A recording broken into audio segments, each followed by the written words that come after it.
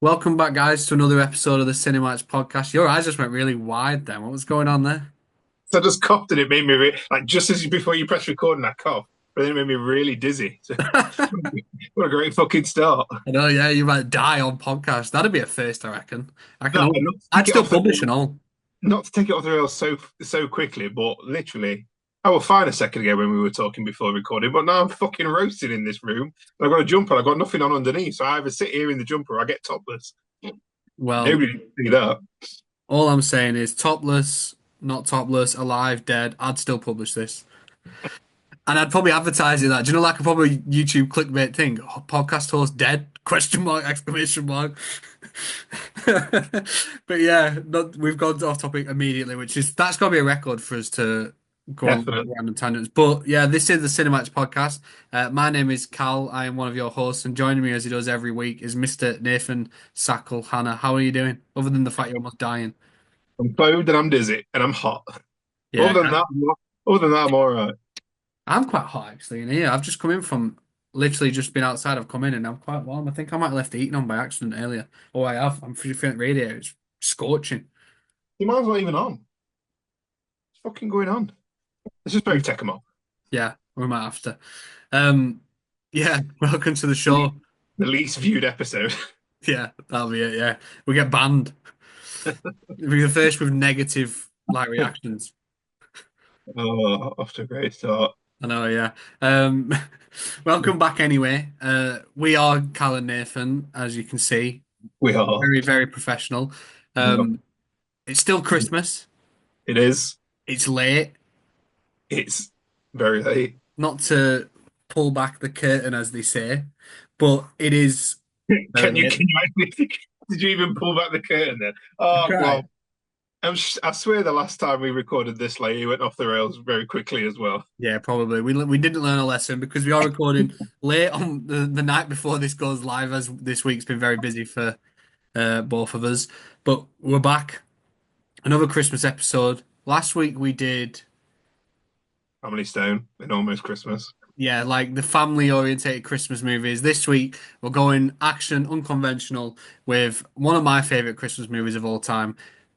I ain't paying attention to anyone that tells me it's not a Christmas movie because it is. We are doing Die Hard versus Violent Night, as you can probably see from the thumbnail and the title and the Instagram post. But I'll say it anyway, just in case somehow you've stumbled on it and not read anything, not clicked on the title or anything. You just Do figured you it out. think, do you think there's people out there like, I don't want to know what it is until they tell me? And like, just as they're clicking it, just fuck out. I'd like to think Dan's that level of dedicated. I don't They think, still no, tune in regardless. no, I don't think it's called dedication. I think it's called not caring. You're Yeah, just yeah, yeah. The way I said it was nicer, but yeah, Die Hard versus Violent Night. oh, Die Hard obviously is a movie synonymous with Christmas to everyone. yeah, everybody unanimously agrees that it is probably one of the best Christmas movies of all time. Yeah, and then Violent Night was a movie that came out a couple of years ago, but it's very much Die Hard, but with Santa. So we thought it makes sense to do them against each other. Agreed. You touched on it then with Die Hard, one of the greatest Christmas movies ever. Is that a movie you've watched a lot of then? Yeah, love Die Hard. Yeah, I'm a big Die Hard guy. Really feel like I had more to say then, but I just stopped. It's going to be a long one. It's going to be a long one. Yeah, I love Die Hard, and I love arguing with people that it's a Die Hard movie. Fuck it up. It's a Christmas If movie. anyone's going to tell you it's not a Die Hard movie, they're not worth speaking to. Do you know what Into Die Hard movie? The fifth one.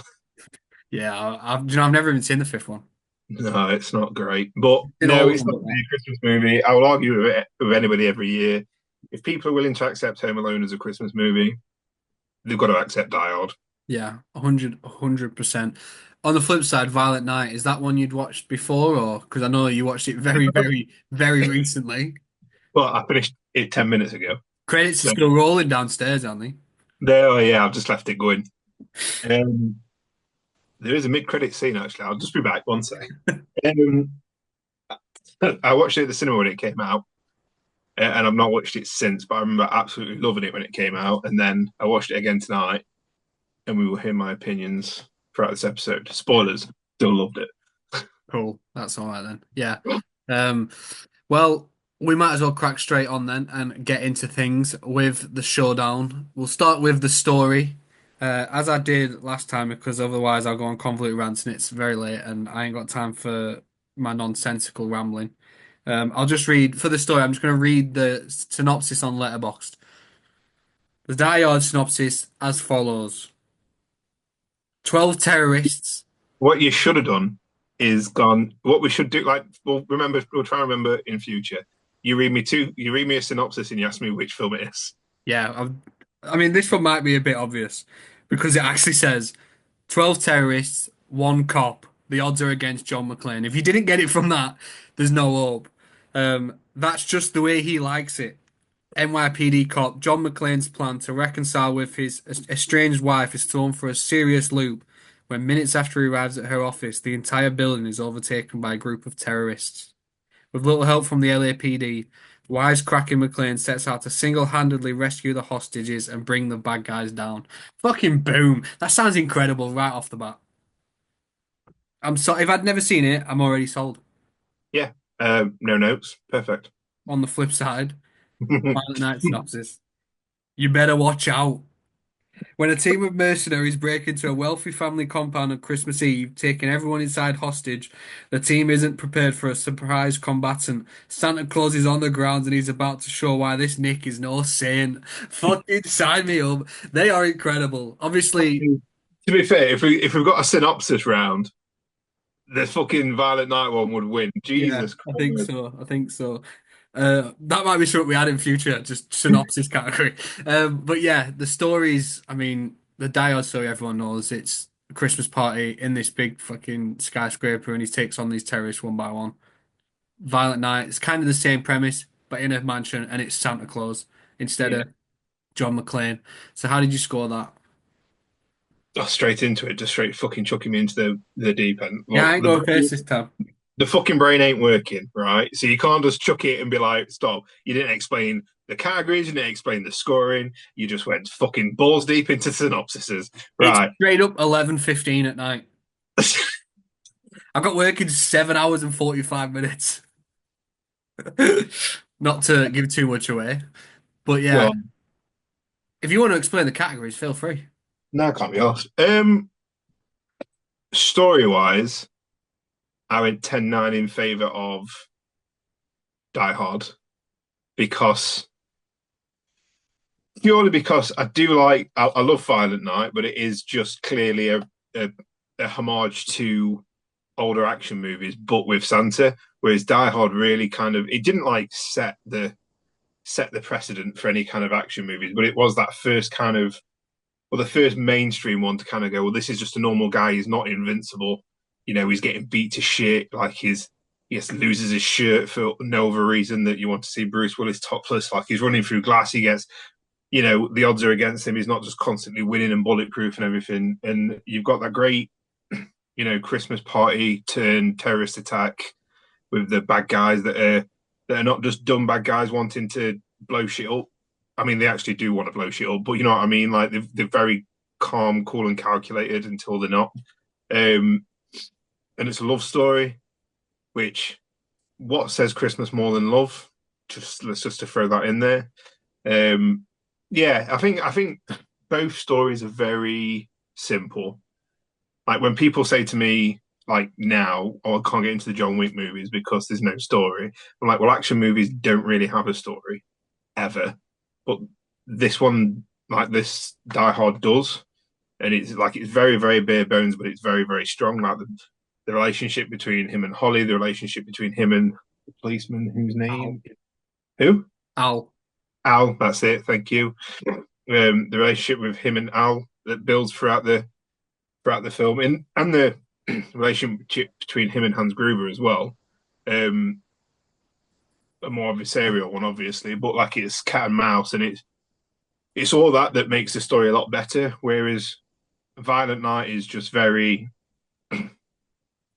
we're paying homage, we're paying tribute to all these kind of action movies in the past, but we're putting a Santa twist on it. And the story, if you just base it just purely off the story, it's not that great either. Like it's very super bare bones and super just like an excuse for the movie to happen. Whereas Die Hard feels integral, its story feels a bit more integral. Love Violent Night, but not because of its story. Yeah, I agree. I went 10-9 in favor of Die Hard as well. Mostly because as well with Die Hard, it's kind of like Carl, just have your own opinions, man. I'm trying my hardest, but you know, as a as the role model that you are, you can't help As but be inspired. as the influencer and trendsetter. But no, like I think there's this thing that a lot of like I've heard people say like when I've like listened to movie podcasts and I've like obviously I've watched a lot of documentaries and stuff. And following Die Hard, there was a trend in Hollywood where it was just the next action movie is like it's Die Hard but on a train. It's Die Hard but on a bus. Like the very limited location and then the action hero having to overcome the odds while stuck in this one spot is something they went to again and again afterwards. And I think Die Hard was like the first. It was like the original in that sense. Even Die But Hard did Die Hard, but on a plane. yeah, and it did Die Hard but in like a car when Samuel L. Jackson's driving him around.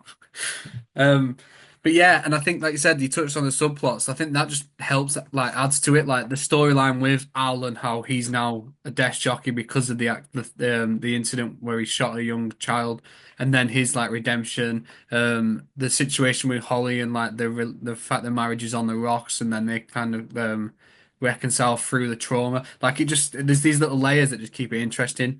Violent Night is good, but the reason we're doing this is because Violent Night was just Die Hard with Santa.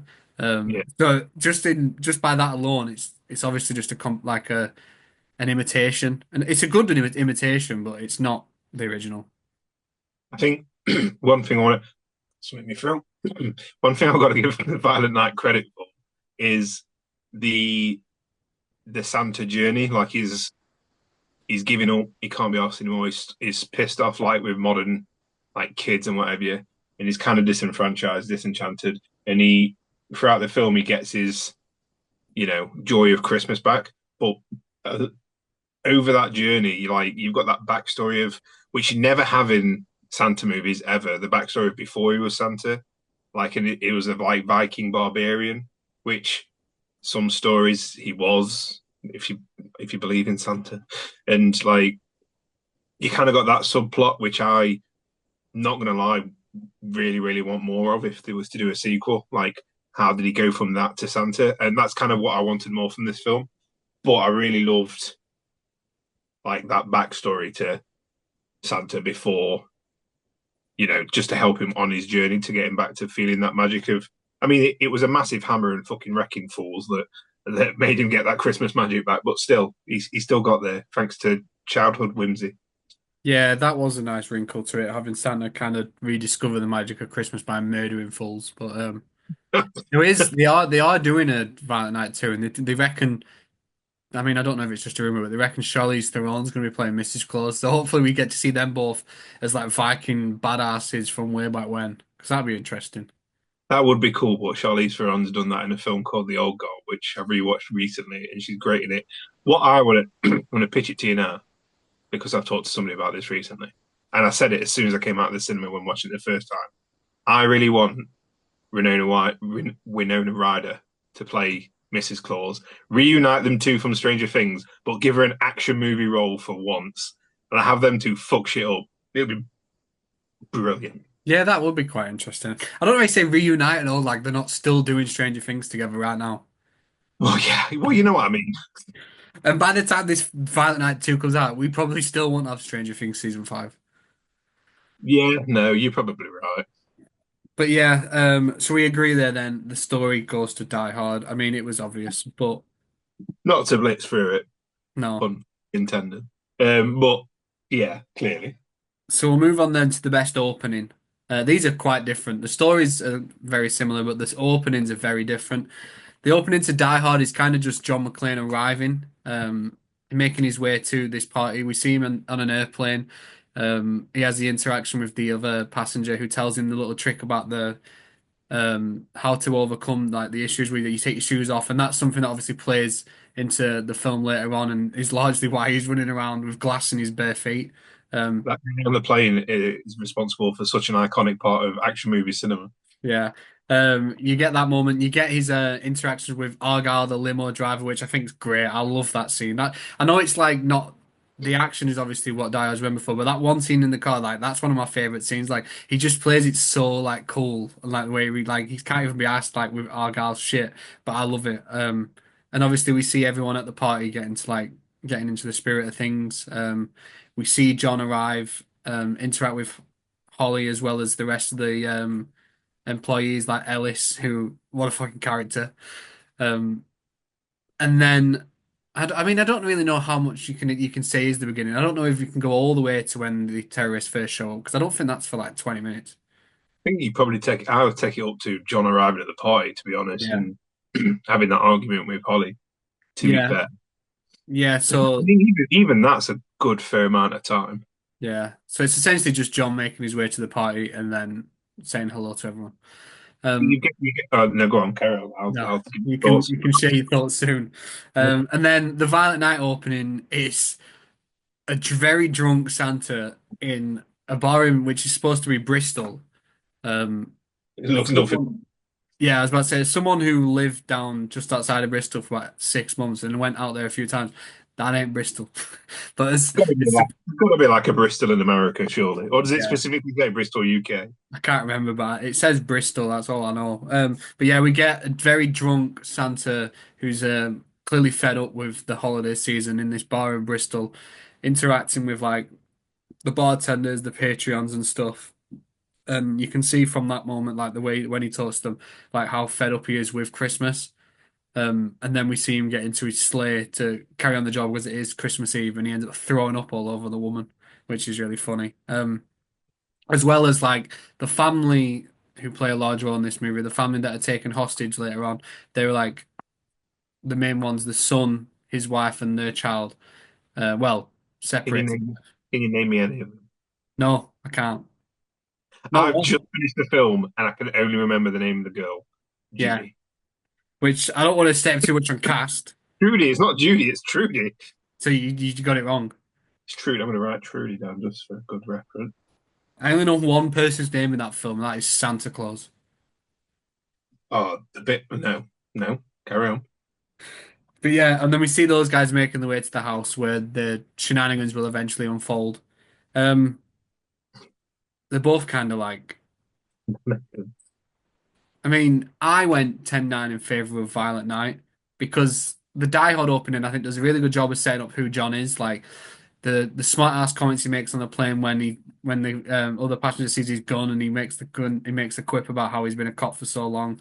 The Yeah. way when he's getting off the flight attendant's like checking him out, it's like, oh, we can see Mr. McClane's a fucking lady killer. And then there's still, like I said, the stuff with Argyle I love.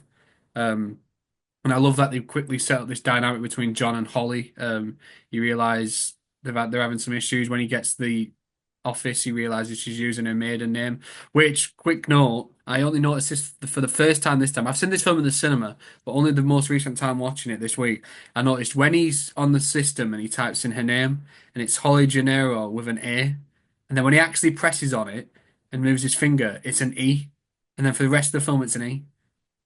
It's really just really random mistake that I don't know how it happened, but it was weird because it was as he pressed it and his finger came away, it just was spelt different. Anyway, just a random note. But I really like the opening to Violent Night because I think it's just really funny seeing Santa, who's known for being jolly, like really struggling like he is, and the stuff with the interactions with the others. Because the other gentleman that's clearly like a mole Santa, and they're talking about like the season, and he thinks he's talking to a fellow like someone in the industry, but he's obviously talking to the real deal. And their interaction's quite funny, and then just watching him throw up all over the woman, it immediately sets up that this isn't the Santa we're all used to. And it's just something different. It's not something you expect. And I mean, I think the Die Hard one, I kind of suffers from the probably the fact that I've watched it a billion times, and it is He's just gone. making a way to an office. Whereas Yeah. there's something different about the Violent Night one. Yeah, I went 10-9 in favour of Violent Night as well. Because I think Die Hard's really good in setting everything up, like in terms of character wise, but Violent Night just grabs you straight away. Not saying that Die Hard doesn't, but it's obviously a lot slower. It's very more character based, and Violent Night's very more humor based. But like, yeah, the bit when the other Santa comes in is like, he just coming off and he's like, oh, I'm on a break and all that kind of stuff, and he's proper. He just looks. He talked about like when he says it's like the look on the kid's face, and he just like pulls a like he pulls a face, and he talks about like when he's leaving, and he drops a present, and she's like, how does he know what he want, and how did you know I had a grandson, that kind of thing. Just all pretty funny stuff, like you say, ending with him like flying off in the traditional Santa way and then throwing up all over it. I mean, we've got like bad Santas before in a film. One of them was called Bad Santa, but like this one wasn't like a bad Santa. He was just a regular guy kind of thing, just fed up. He's working nights. He can't be arsed. He hates his job clearly, and he just it's just a bit. It was just funny. It's funnier than Die Hard, and that's pretty much the only reason it got the point. Because while Die Hard it does set everything up, and it's a lot better in terms of character building, I think the Violent Night one just really engrosses you with what this Santa is and what we're going to be in for. And you obviously know by the end of the film he's going to be, you know, Santa again. But yeah, just plus David Harbour, what an introduction to a Santa that I didn't expect to be like, oh, actually, you're very good as Santa, not just an action star. You are actually pretty good at Santa as well, like a good representation. Not as good as I saw your letterbox review. It's going off tangent. I know you haven't got time. 'Cause you got to go to bed, sleepy buys. But Kurt Russell, I agree. I think he's actually he's exceptional. Yeah, I said that film is not one we're discussing today, but we're going to discuss it anyway. The Christmas just Chronicles is one I've watched for quite a few years in a row now, and it grows on me more every year. I think it's quickly becoming one of my favorite Christmas movies. The second second. one, not so much. Huh? Goldie Hawn can't save that film. No, the second one I'm not a big fan of, but the first one and like the stuff, the revelation at the end where it's like he could have done everything the whole time, but he went through these tribulations to help Teddy rediscover Christmas and himself. I think it's fucking gold. I love it. And also, as a Sopranos fan, when he's in this jail and Silvio shows up as one of the prisoners, playing essentially Silvio, like it's the same manners and everything. Fucking had me. I was laughing my ass off this time around. So yeah, that's a quick shout out to Christmas Chronicles. What a movie! Kurt Russell is one of the goats. But yeah, Violent Night got the opening on this one. Yeah, 100%. It's just the fact that it goes like then close up on the sick, and then it just cuts to the Violent Night title card. It's brilliant. Yeah, it was a very good way to open. So we'll move on then to the ending of both movies. Again, as action movies, you've kind of really got to nail the conclusion, and I think both movies do a really good job of that.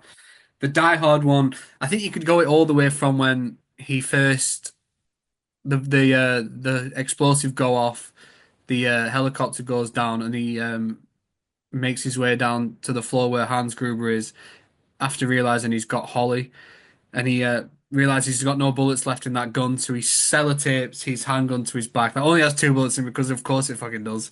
Um, and he goes out and he interacts with Hans, and they do the whole yippee-ki-yay motherfucker, the laugh, the iconic shot where he gets the gun from behind his back, shoots the henchman and Hans, and then Hans is like hanging out the window, holding on to Holly, who he's threatening to drag down with him. They remove Ellis's watch, which makes him fall, and the iconic shot of him falling, which I think even if you haven't watched Die Hard, I think a lot of people know that shot now.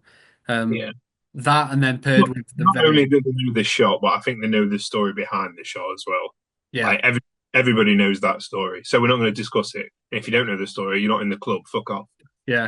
If you don't know the story, go watch how the movies that made us on Netflix. They do a Die Hard episode. Yeah, Um, but yeah, and then that paired with the very, very ending when Holly and John are outside and he finally gets to meet Al.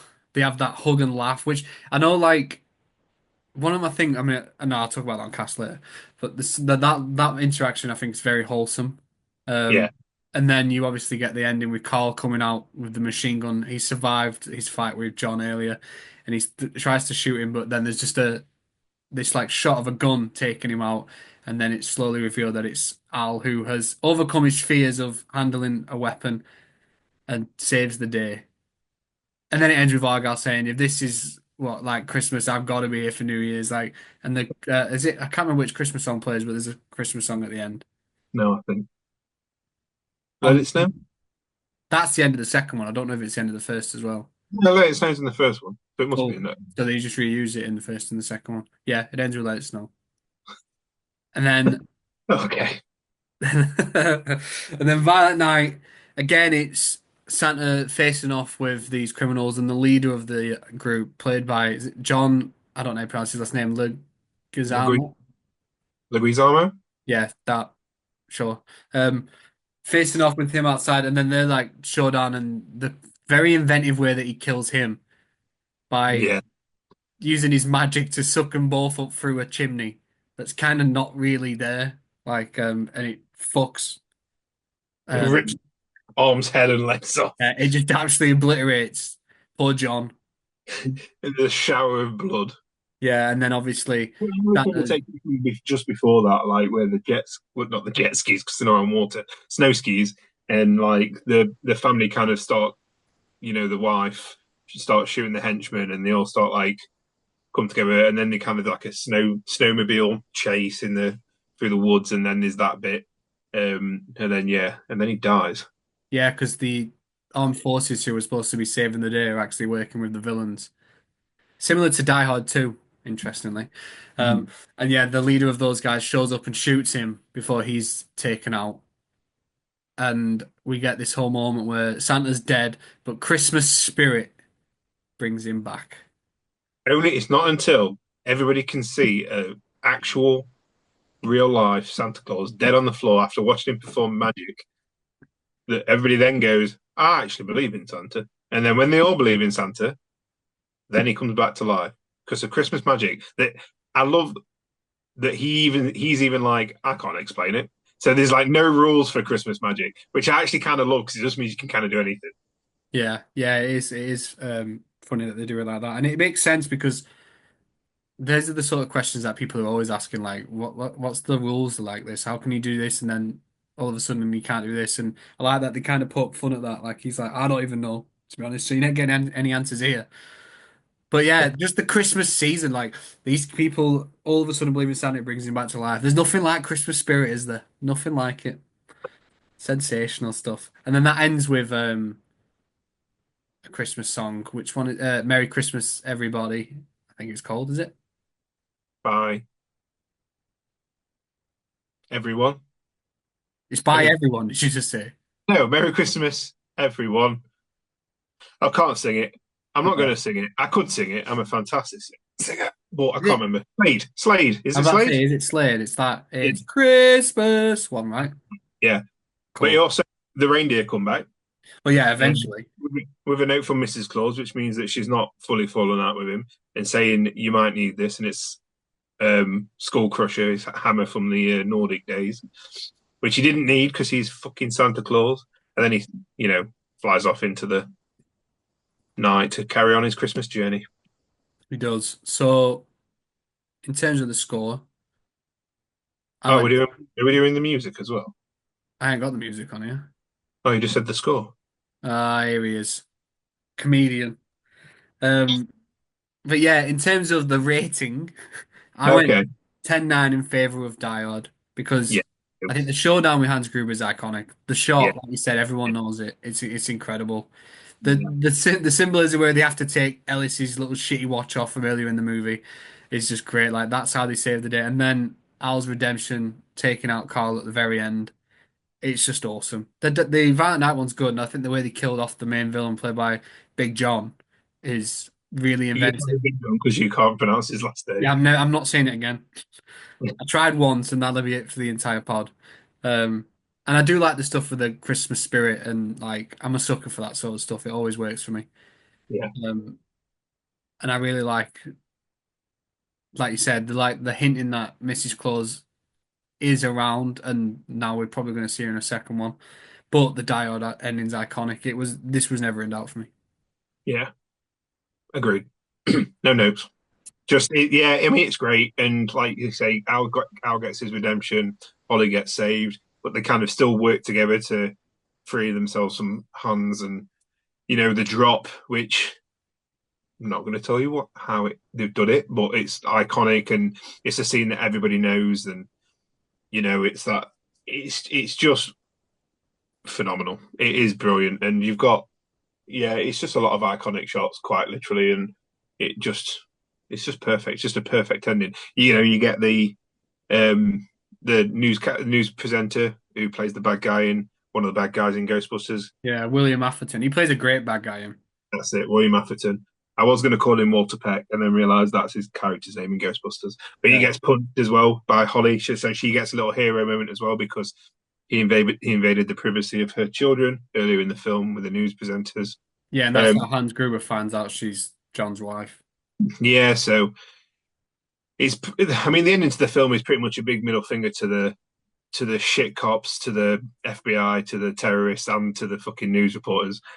So basically, everybody that made the situation worse Yeah. got their got the comeuppance, and it's brilliant. Violent Night, I love for the exact same reasons you said.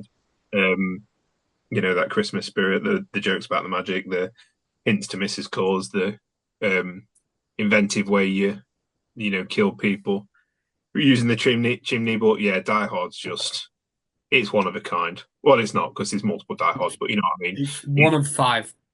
yeah, it's one of five, and it's just great, and there's no arguing that. And if anybody tries, fuck them Yeah, straight up. straight Straight up. up. Although one thing that does, Go on. Alan Rickman's American accent terrible.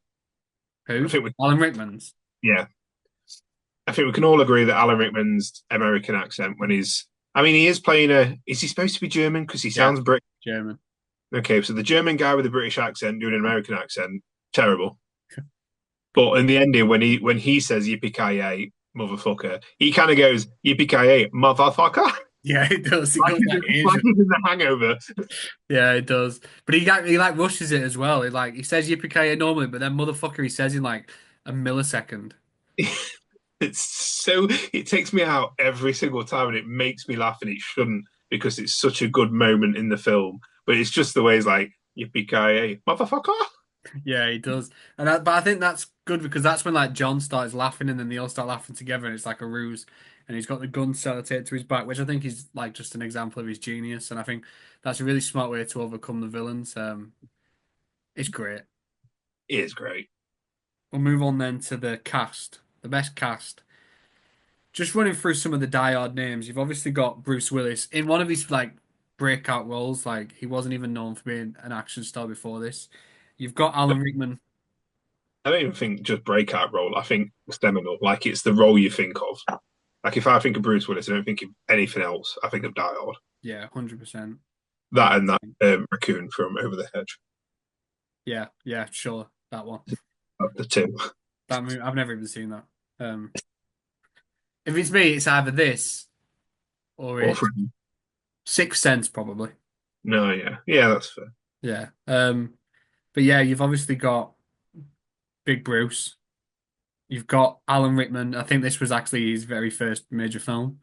He Mm. was like a stage actor before. You've got Bonnie Bedelia. You've got Reginald Vell Johnson, who I think is it? I don't know if it's Family Ties, but he did a sitcom in America. It might have been All in the Family. It's one of those sorts of shows. He was like a sitcom dad in the vein of Uncle Phil in Fresh Prince of Bel-Air. He was like that was one sitcom he was doing for quite a few years. There's Paul Gleason who plays the police officer Dwayne Robinson, who obviously I recognize and most people recognize from The Breakfast Club as the principal. Yeah, Um, you've got William Atherton, as we've already mentioned, who is excellent not at playing a sleazy prick. yeah, You've got Robert Darby, who is from the Goonies, plays one of the Fratelli brothers, which is great. Um, you've got Alexander Godunov, who played Carl, who I've never seen anything else until very recently. I watched a Tom Hanks comedy from like the 80s, which was pretty shit, but he's in that playing a very, very different character. And it turns out the guy was actually like a ballet dancer in real life. Just which one's Carl? the one that Oh, the one at the end that gets Yeah, shot. Yeah, the one at the end with the long blonde hair, the one who's like he says it's personal because John McClane killed his brother earlier in the film, and then you've obviously got all the henchmen whose names who aren't like recognizable names, um, but it's a solid cast. And then on the flip side with Violent Night, you've got obviously David Harbour, who everyone knows from Stranger Things nowadays, but he's done a few things. He did, was it Hellboy? you did. Um, Yeah, boy, Black Widow. Obviously in Black Widow, yeah. Is he going to be in that new one? What's it called? The Oh, Thunderbolt. Marvel Misfits. Thunderbolts. Yeah, he's Yeah. in that. Yeah, I thought so. You've obviously got Big John John, what's his last name again? Leguizamo. Is that right? Yeah, sure. You got Beverly D'Angelo, But I Um, think I think we can stop at John because everybody else is just so fucking unrecognizable. It's unreal. first of all, Beverly D'Angelo is Ellen Griswold from the National Lampoon's Vacation franchise. National Lampoon's Christmas Vacation. Is that the one who plays the mum? Yeah, Ellen See, Griswold is really, one of the it hottest really, women. it did really bug me that she looked familiar, but I couldn't place her in any way, shape, or form. Yeah, she's the mum, um, Oh, Clark's wife. well, And also, there's only one other person who I recognize, and that's the guy that plays like the movie star boyfriend. Cam, his real name is McClane. Cam Gigandet. He's on Never Back Down. He's in the OC. He's been in a few things that I watched. It was Like, in Twilight. It was not in Twilight. yes, he was in the first one. I think I don't know if he was any more, but he was definitely in the first one. But yeah, everyone else in that movie is pretty much an unknown. I don't know any of them. And I mean, by calling him a known, It's just known to me. he's pushing it in it. And even like I know that you love National Lampoon's Christmas Holiday, but I think even she's pushing it as a known.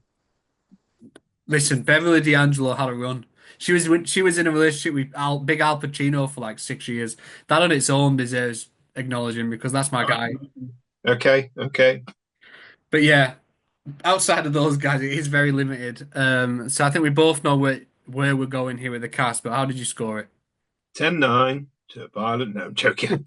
Die Hard. Obviously, it's yeah. You, I mean, you've got just by Bruce Willis and Alan Rickman alone, you've already got the point. I think. My problem with Violent Night is you've got David Harbour, who I love and is great as Santa, and you've got Big John, who I hate as not. I don't hate him in anything he's in. I just hate him as a person Oh, because he's. cool. Fucking hell. Didn't know you had vendetta against him. Have you ever seen him talk on Twitter, on social media, or anything about anything? No. He's so bitter about literally absolutely everything, and he turns everything into a problem. Like he didn't get a role. I can't remember what film it was.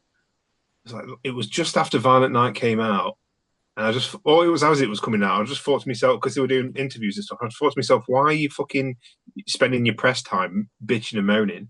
But like he didn't get a role, and then he just blamed the entire industry for being racist because he didn't get the role. And it's like, no, you didn't get the role because it went to this. And I can't remember what the film was, but like, and they were obviously so much better at it because the person that got the role was of a race that isn't white. So I really wish I could remember what that example was. But outside of that, the rest of the Violent Night cast, they are basically Hallmark level actors.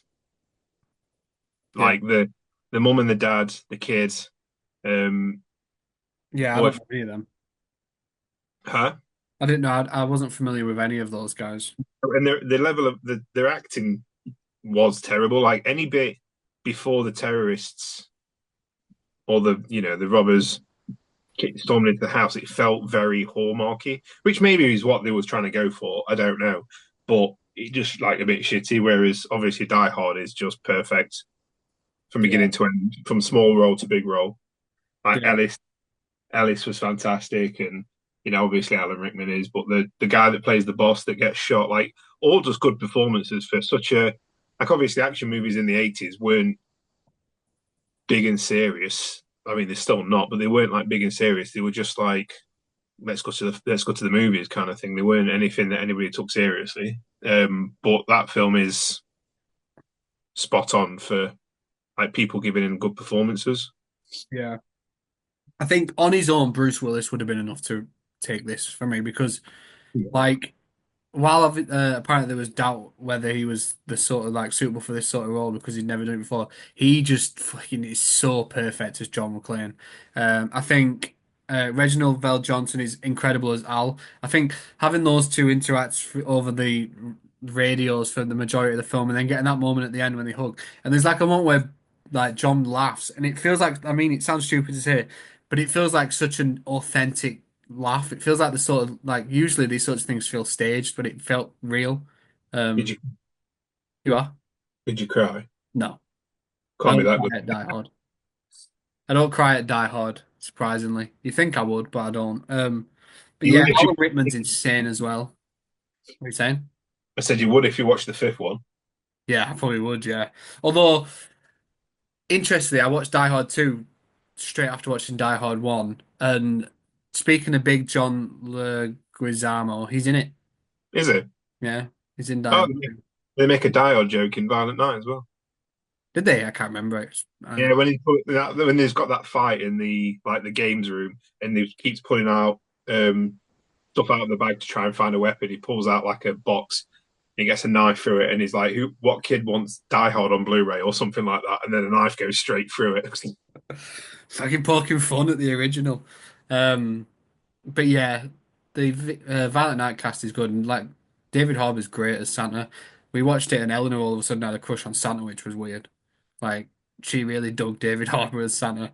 Um, and Yeah. I've always had a thing for Big Beverly D'Angelo all the way Okay, what back from you were going to say then?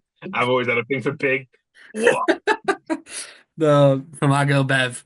But yeah, it's no contest. Die Hard's cast is great. I think Bonnie Bedelia, who's only in the first two, I think she's great as Holly, and I think having that dynamic in the movie really adds to it as well. I think that's what's a shame about the later movies is they go through all this and then by like the third one they say they've actually got divorced now, which I think is such a shame because I think their like story throughout the first two is so like important to the whole franchise.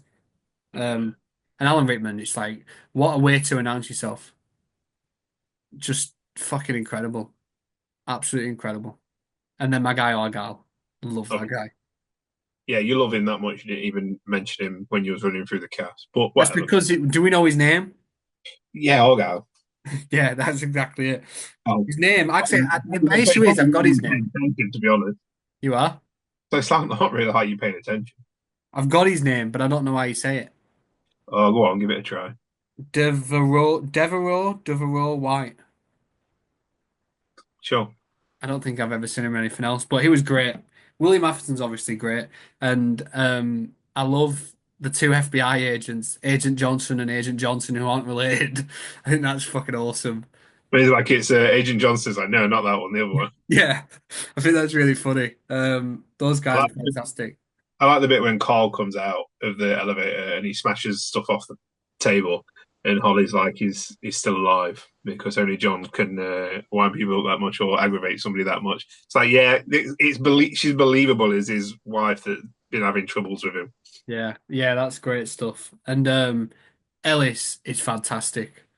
I think He Ellis is so funny as a character when he thinks he's not going to save the day because he's a fucking wheeler dealer. is what did you say? Hands, booby. Yeah, he's like Hans Bubby. I think he's great, Ellis. With his little like the white powder on his nose when John catches him, it's like you missed some. He's like, oh shit. I think he's really funny. He's Holly's husband, Holly's police husband. Yeah, he's really funny. But yeah, the cast is just it's just better, straight up. Yeah, straight up.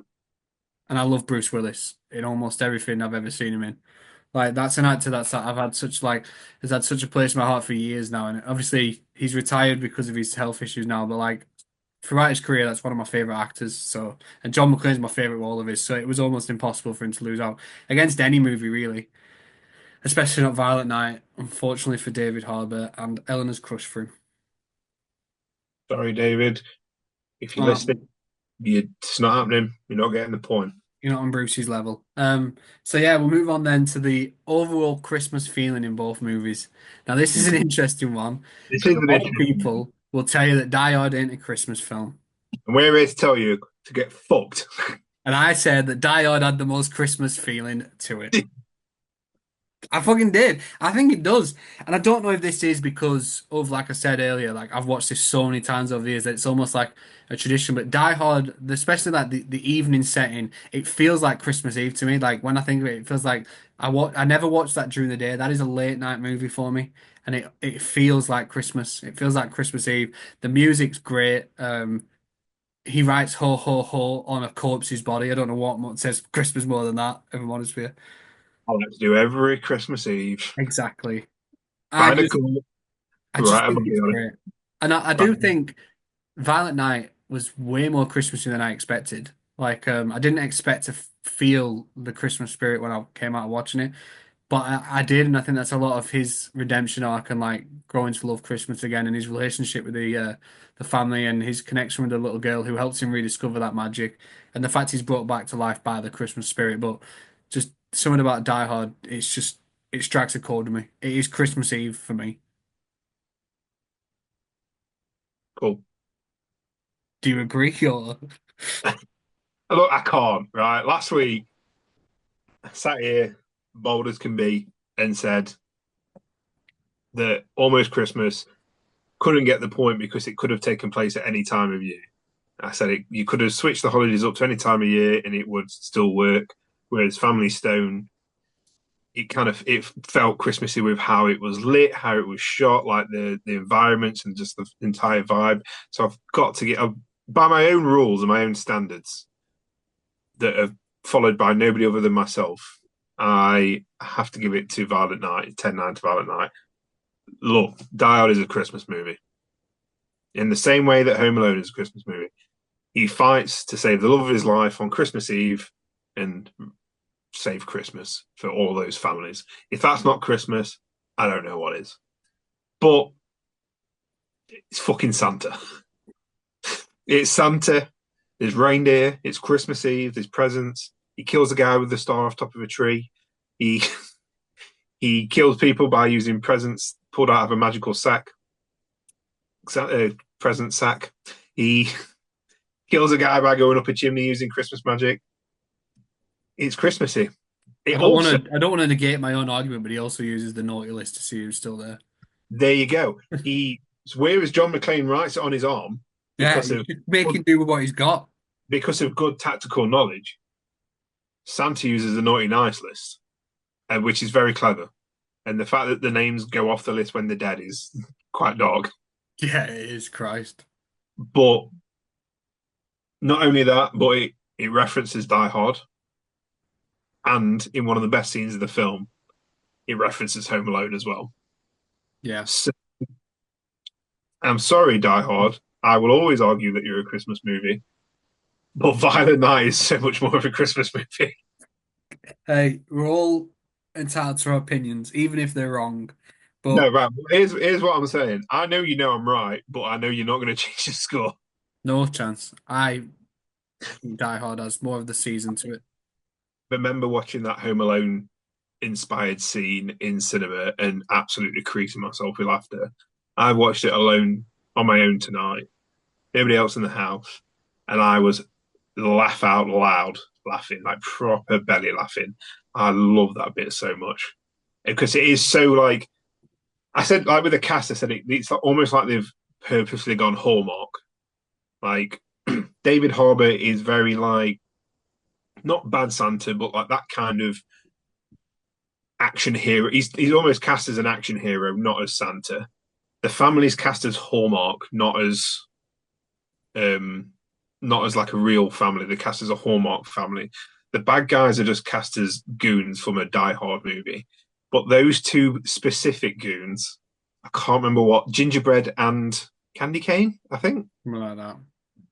Those two specifically are cast as the Wet Bandits. I swear, like all the different cast members are specific to different types of films. And that bit when they're doing the Home Alone bit, it's just so fucking good. And they capture that Home Alone Wet Bandit spirit as well, which is another ultimate Christmas movie. So yeah, I've got to go 10-9 to Violent Night. I do apologise to everybody out there. I apologise to my fellow Die Hard fans and the society that we're all a part of to fight the good fight that Die Hard is a Christmas movie.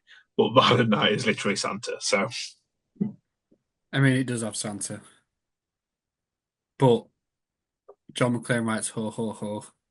So Andy puts a Christmas hat on the corpse. I don't know yeah, what. I mean, I'm not arguing that. There's a Christmas tree in the party. It's a Christmas party. Yeah, And snorting cocaine. What's more Christmas than that? exactly. It's No. There's snow at Christmas. Oh, I think I'm ready for bed actually. Um, that brings us an end then to the five main categories we've got. And now, as we usually do, we've got a surprise one each. You went first last week. Did I? Yeah, because you Oh, sh- first Planet Works. I'm going first this week. And mine's quite a simple one, to be fair. There's not really much thought process needed. okay. It's who would win in a fight between John McClane and Santa. Oh, Was that yours? yes. I'll go first then to give you a I had a chance. second question. I had a second question ready, and I completely forgot what it is. Well, I'll go first then to give you a chance to come up with one. But I went 10-9 in favour of Santa. As much as it pains me to say, this guy literally has a Viking background and he's swinging hammers about like no one's business. He uses different weapons when he needs to throughout. He's got fucking Christmas magic that shoots people up chimneys and obliterates them to pieces. And John McClane, while I think it's one of his most admirable traits, is that he is like a human. So in the first one, I think it's obviously this shit gets exaggerated as the movie's going, but in the first one, he just feels like a vulnerable, like regular man that is capable of being like beaten down. The stuff with the shoes off when he's like running on the glass and he's picking out like the wounds, the smart like wisecracking nature, and the fights where there's quite a lot of moments where he's getting his ass kicked. And the first, especially the first one, he only wins when they tumble down the stairs just by sheer happenstance. Like the other guy breaks his neck and he doesn't, so he wins. Like there are moments where he's very, very, very human, whereas Santa's just fucking an ex-Viking, and I don't like John's chances as much as I fucking love John McClane. So I went 10-9 in favour of David Harbour's Saint Nicholas. Good, just keep talking just a little bit longer. No, no, no, you have to give your score on that one. Well, here's my opinion. Oh, but I had a second question, and because I knew that if I couldn't remember if I went first last week. I knew if you went first this week, this is the one that you'd fucking go for because it's the obvious one. Oh, fuck. Well, I went 10-9 in favour of Santa as well. Um, for every reason that you said, but I need to draw out my explanation a bit while I think. And think and speak at the same time is not something. Think and speak at the same time is not something I'm strong at. Me no good. Yeah, I mean he just wrecks shit. You've got all that barbarian type background. I don't know if you said that already because I wasn't really paying attention. I I was said trying to, Viking, so similar. yeah, close enough. Um, you've got all of that kind of stuff, and I would say at the beginning of the film, not John Wick, John McClane would be able to win in a fight, but as he starts to get his groove back, get his Christmas groove back, yeah, definitely, definitely Santa's going to win. Right. So, what is my category going to be? It's time to think. It is time to think. Okay, it's a weak one because I completely forgot my where I was going with it. But roles reversed. If Santa was in Nakatomi Tower and John McClane was in the house, who's coming out on top? Well, like which one would have more success? Yes, Um, and you can go first, even though that's not how we do it. no, you I ask a would, question and don't have an answer for it. yes, yes, I would say 10-9 to John McClane this in this instance because the good thing about the part of the main reason why Santa won in the first place is because he had that build up time to find himself again. Like he didn't have but like hands and the crew are all very smart. They've got a very specific laid plan. And I think if Santa got in the middle of that, he'd probably fail because he would be outsmarted because he's not very smart with modern technology, even though he's making Blu-rays and video games constantly, apparently. Well, the elves are. Also, they said the elves are real, so I want to know if they're like traditional elves where they're tiny, or if they're like Lord of the Rings types elves. So are they like sexy, smooth men, or are they small people? Um, and women. But yeah, I think Santa would definitely not do well in that situation where I think John McClane would have that same kind of rough and tumble, be able to get through it all and be able to save the day in the end. Yeah, I went 10-9 Can't in remember. favor of. I wish I'd wrote down my second question there. You remember it as soon as we end this call, I imagine. Uh, I went 10-9 in favor of John McClane as well because I think the villains in Violent Night are a lot goofier. Like not only um their mission and why they're doing it, like the whole I hate Christmas shit, like and all the puns he gives, and the fact that a couple of them get outsmarted by a child. I just think they're a lot goofier, and I feel like John McClane would be able to take most of them down single-handedly. Whereas I'm not sure Santa can handle Hans Gruber and his fucking crew. Like Carl on his own would probably just come up and just like start shooting shit up. Because I think that's the thing as well. Santa he somehow manages to evade like fighting with guns for a large portion of the movie, whereas that's like the whole like vibe with Gruber's crew and like the bombs that get like blown up and stuff. And I also don't think he'd care enough. I think the whole point of Violent Night is the little girl kind of reignites that Christmas feeling. Whereas I think if he's at that party and Ellis is there running his mouth, he's probably like, "Fuck this, I'll leave you guys to it." Yeah, true, true. I did remember what my question was, Oh, yeah. and I realized as I've remembered it, it would have been a stupid fucking question. Right. Because I was going to say, which would you want to see? Which one of them would you want to see a sequel more for? There's fucking already sequels for Die Hard. And there's about to be a sequel for Violent Night. Fuck's sake. Have you seen Die Hard 2? Yeah, I've seen I all was of it. surprised. I watched it years ago and then I only rewatched it for the first time the other day. And I was surprised at how Christmassy the second one is as well, because no one talks about the second one as like a Christmas film as well. Yeah, I think yeah, the first two are Christmassy. The Yeah, third one, I don't think so. No, the third one's not at Christmas. I think they're the only ones that are at Christmas, to be fair. yeah, they move away from it in the end, but yeah, I was really surprised at how Christmassy that second one was. Um, Yeah. so yeah, that one I'm not really sure I would have done that. So I think your one that you went with was actually better. Um, as you were speaking, I realised another connection between Die Hard and Violent Night. Go on. John McClane has a radio conversation and relationship with Al. Santa has a radio conversation relationship with Trudy Yeah, on the walkie-talkie. yeah, So they've clearly more took that inspiration as well. more homages. Yeah, yeah. It, Die Hard just set a fucking tone. It laid a Groundwork. standard. Yeah, the groundwork. It made a blueprint on what the winning formula is, and Friday Night followed it quite well. Yeah, But very well. And I'm really looking. I'm really hoping a sequel can increase the action a lot more because there's the bit in the games room which was really really good. There's the bit in when he first kind of gets his groove back with a hammer in the barn, and then there's obviously the bit at the end. But I kind of now we've got that set up. I kind of hope we can get into like big action sequences on the like the difference from John Wick 1 to John Wick 2 is huge in terms of action, and that's kind of the jump I hope we get to see, especially if you put into the mix whoever plays Mrs. Claus and get some elves in there doing some like big.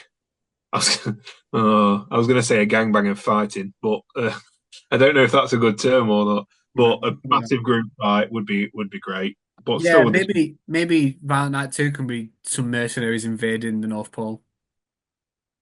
what like oh, what's the film beginning of Scrooged? Oh, I can't remember what it's called, but the one that stars is it Lee Major? The $1 million Man Lee Major. That's what Yeah, Red One felt like to me. I've still not watched it, and I have no intention to. That was definitely like the sort of thing Frank Ross would have greenlit in Scrooged. I still have Gladiator and Wild Robot and Substance to watch. I ain't got time for Red One shit. And Moana, even though I've heard it's terrible. Yeah, it's not that good. I fell asleep watching it. Cool. Rewatched rewatched Wicked though, so that's all good. Yeah, that was great. That is a Right great. again. That is a great film. I can't wait for part two. Well, that brings another Well, short yeah, end to an end then. we've got to do the final score, don't we? Yeah. How close do you think it is? I think we both know who's won, but how close do you think it is? Well, obviously, Violent Night won. If it's anything like that, I think it might be close because there was some bits, those last two went one each way. I would say that Dial's won by probably one question, one category. So the score is 135 to 131, which technically means it's won by two categories if we both voted in favour of Die Hard. So you were close. But yeah, Die Hard beats Violet Night. I think that makes sense. The original, the inspiration should probably come out on top. It's I think if Dial didn't win, we need to have a good hard word with ourselves. I don't know, yeah. It's regarded as a classic. Some people say it's not a Christmas movie. Those people can eat shit. See, this is what I don't get about people who just don't want to accept things as a Christmas movie. Go fuck yourselves. Yeah. Straight up. Reasoning. Like some people might say Terrifier 3 is not a Christmas movie, Some but people could say Godzilla isn't. They'd be right, they but would be they right with want to Godzilla. bring it up. There's still no Godzilla movie. But Terrifier 3, fantastic Christmas movie. Like I said, when we were sat in the cinema, that opening scene was the most Christmas I've ever felt until Art the Clown showed up. I was, And the child, yeah, until he murders children. Uh, Before that, it's the oh, season. tis the season. But No, yeah, like I get why people say it's not a Christmas film, but it is. It's somebody's ringing me. I'm answering it. But it is a Christmas movie. It's set at Christmas time.